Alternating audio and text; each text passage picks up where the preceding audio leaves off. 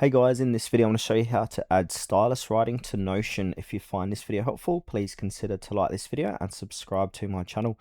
In saying that, let's just jump straight into the video.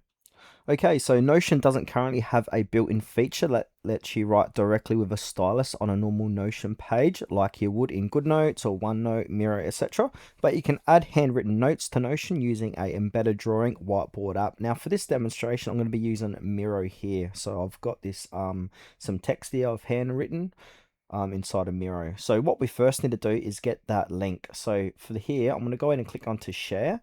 And now we just need to change some settings here. So where it says anyone with the link, make sure viewer, and also this is the invite, and then basically go ahead and copy the board link, then come over here. Now where it says press enter to continue, what I'm going to do is click into that space and then write in embed, and then choose embeds.